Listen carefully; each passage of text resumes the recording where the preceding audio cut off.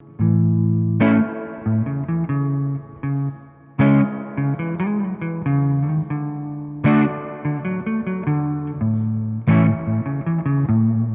everybody out there in Learning Land, Tyler from 10thumbspro.com. Today I'm going to show you how to play major and minor arpeggios with E and A string roots, how to move them around, and I'm going to show you the major 7 and the 7 extensions.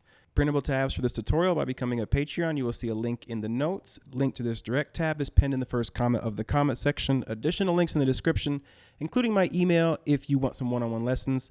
Please hit like, it really does help the lesson, and grab the guitar brain attention span, and let's learn some arpeggios, how to play them, and how to practice them. Follow me on in and let's do it.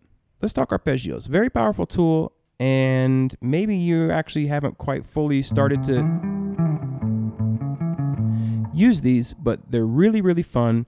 They're great for songwriting, writing melody, soloing, rhythm. You can use these in so many applications. First, let's look at what they are, and then let's look at how to use them. So maybe you're familiar with this G chord, yeah? Maybe this G chord? What about this G chord? That is a G major arpeggio. A major chord is 3 intervals. It's a root, major, third, and fifth. So let's find our root first, which would be the G note, E, F, F sharp, G. The next note we need is the major third.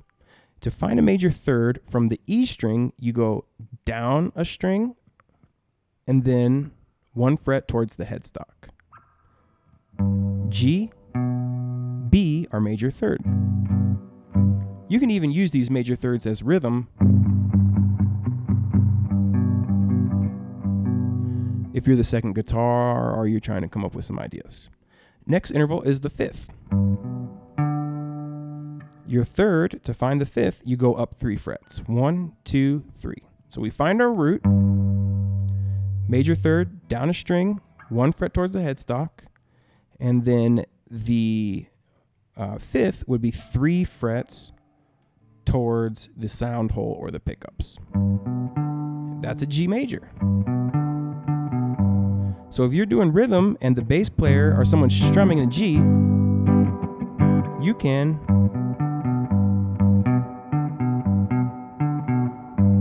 play that right over top and it's going to sound great because you're playing all the same tones. Sounds fantastic. Now that shape is movable.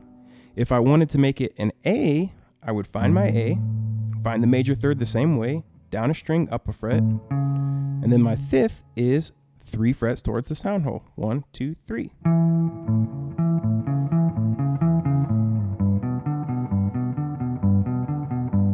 So the A and the G are the 5 and the 4 chords of the key of D. So we need a D major arpeggio. Well, our D note is way down here. And that works, but what if we want one closer to our A and our G? This works the exact same on the A string. D note, 5th fret of the A string. Major root, same exact way, down a string, up a fret, and then 3 frets towards the sound hole. A D major. So if you have a progression that goes D, A, G, and D, you can D, A, G, D.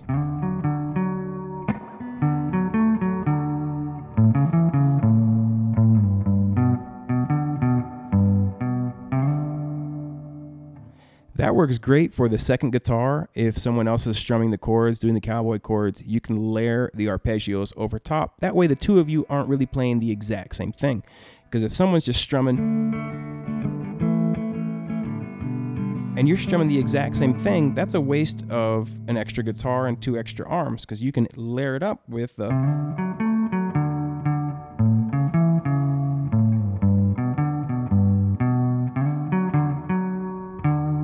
and it's going to sound so much more professional, cooler. It's just going to be a lot more fun. Now there are, in the key of D, we're going to just do this in the key of D, why not, Our 2 chord is E minor, 3 chord is F sharp minor, and our 6 chord is B minor. Well, how do we make the minor arpeggios? Let's start with our E minor. Well, the E major would be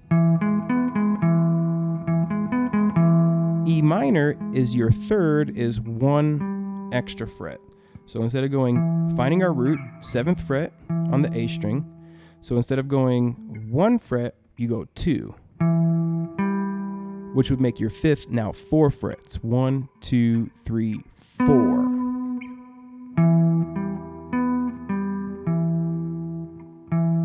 Down a string, 1, 2 frets. 1, 2, 3, 4. This is an E minor arpeggio.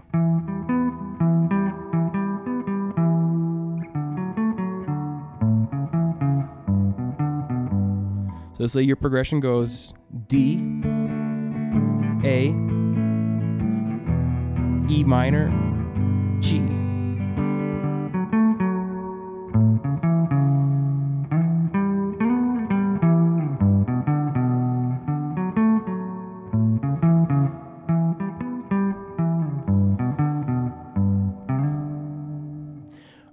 All right, cool. Now, some of these chords, though, they have extensions. They're bigger ideas. Again, also really quick, well, let's look at the F sharp minor so you can see this actually illustrated. F sharp, down a string, up 2 frets, so it'd be open, 2, open, and then 1, 2, 3, 4. So that same idea would work on the E string as well as the A string. Your arpeggios on the A string, or on the E string, major or minor, is the same formula whether on the E or the A. So either whether you're playing them on the E or the A, they're going to sound great. So there we have the major and the minor. Well, what about the 7th intervals? Back to our A major. There's an octave right there. I can go find my root, major 3rd, 5th, and right below this 5th, I have another A note. My octave is down 2 strings, up 2 frets. So I can go 5, 4, 7. We knew that, and then 7 of the D string, and I have another A note. Now, A is the 5 chord of the key of D, so you can also play an A7.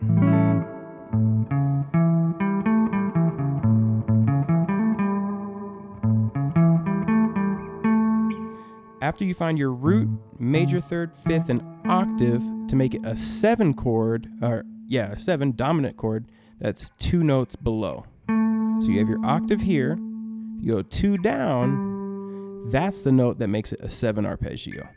Also, root here, you have it right there.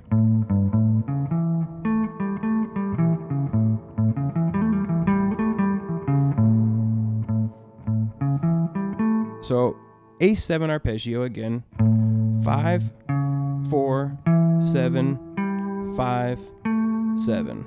Root, 3, 5, flat 7, octave. Now the G in the key of D will become a G major 7. Root, major 3rd, 5th, octave below that. The major 7 isn't 2 frets, it's just 1 fret below it. So you have your root, find your octave, and then 1 below that is your major 7. So the G major 7 arpeggio would be 3, 2, 5, 4, 5. G major 7, A7.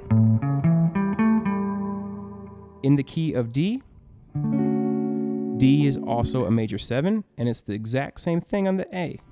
root, major third, 5. Right below it's my octave. Right below that is my 7. So D major 7 is 5, 4, 7, 6, 7.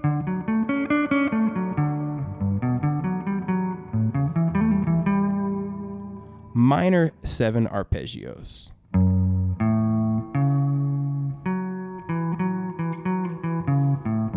These work the same way as the dominant 7. So E minor 7, we have our E note, our minor third arpeggio, down a string, up 2 frets. Our fifth, 4, 1, 2, 3, 4. The octaves right below that. And as a minor 7, you have a flat 7 interval. So it's 2 frets below that. So it would be 7, 5, 9, 7, 9. That's your minor 7 arpeggio. So we have major chord arpeggio, minor, major 7, dominant 7, minor 7. These are 5 arpeggios that you can play anywhere on the E and the A string. Let's go ahead and just choose this note here, G sharp, and construct a major. Down, there's our major third, up 3 frets, 1, 2, 3. It's our fifth, below that's the octave, and there's our major 7. So we found that note, and we made a major 7. Okay, let's make a C minor 7. C, the minor third, down a string, 2. We count 4 frets, 1, 2, 3, 4. Octave right below that. And then the 7's 2 frets below that one. 3, 1, 5, 3, 5. C minor 7. Okay. Dominant 7, so we make sure that we get them all. B dominant 7, find the root, B note. Major third, down a string, up a fret. 3 frets, 1, 2, 3. There's our fifth, below that octave, and then the 7, flat 7, 2 frets below that. So B7, 7, 6, 9, 7, 9. So how do you practice this? Well, take chord progressions from songs you like. You play Wagon Wheel a lot. G, D, E, C. Record that in a circle so you have it going over G, D, C, or G, D, E minor, C. G, D, E minor, C. G, D, E minor, C.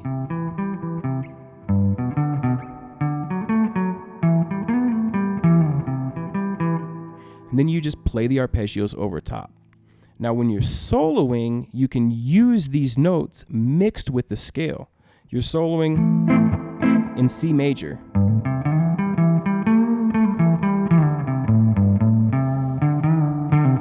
All pentatonic, and then it goes to a D minor. This F note isn't in the minor pentatonic, but it is in that arpeggio, so I'm mixing the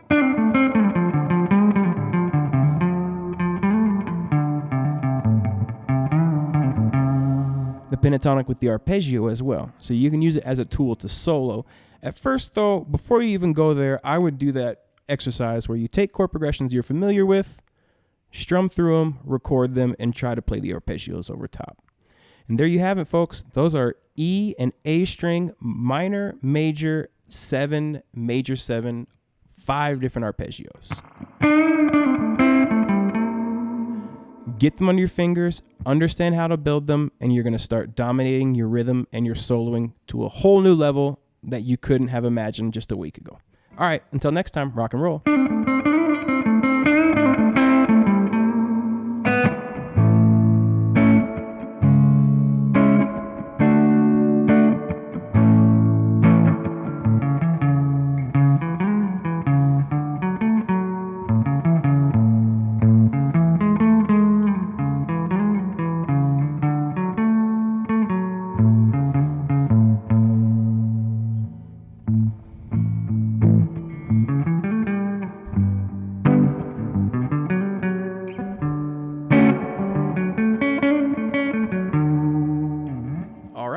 in the books. Thank you so much for watching to the very end. Now you have these amazing arpeggios, and they are very powerful. Rhythm, soloing, they will take your playing to the next level. Until next time, keep on rocking, keep on rolling, have a lovely day, and we'll catch you next Monday for our next guitar tutorial. Take care.